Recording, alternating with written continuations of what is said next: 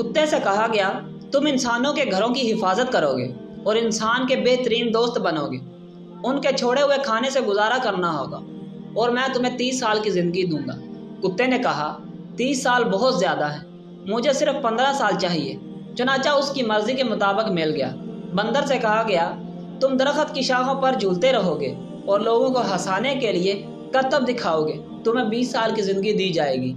بندر نے کہا 20 سال بہت زیادہ ہیں، مجھے صرف 10 سال چاہیے۔ چنانچہ اسے بھی اس کی مرضی کے مطابق مل گیا۔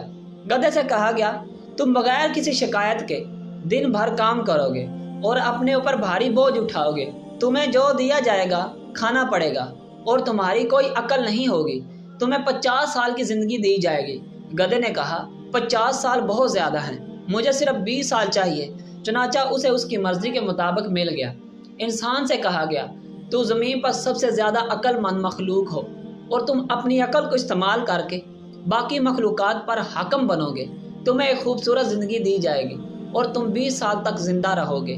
انسان نے کہا 20 سال بہت کم ہیں، مجھے ان 30 سالوں کی بھی ضرورت ہے جو گدھے کو نہیں چاہیے، اور ان 15 سالوں کی جو کتے کو نہیں چاہیے، اور ان 10 سالوں کی جو بندر کو نہیں چاہیے۔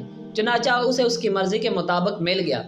تب سے انسان 20 سال تک انسان کی طرح زندہ رہتا ہے، پھر شادی کے بعد 30 سال گدھے کی طرح کام کرتا ہے، صبح سے شام تک مشقت کرتا ہے اور بوجھ اٹھاتا ہے۔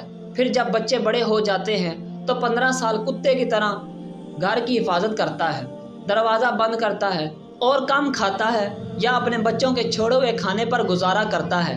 پھر جب بوڑھا ہو جاتا ہے اور ریٹائر ہو جاتا ہے تو 10 سال بندر کی طرح زندہ رہتا ہے، ایک گھر سے دوسرے گھر، ایک بیٹے سے دوسرے بیٹے کی طرف، ایک بیٹی سے دوسری بیٹی کی طرف، اور اپنے پوتے پوتیوں کو ہنسانے کے لیے کہانیاں سناتا ہے۔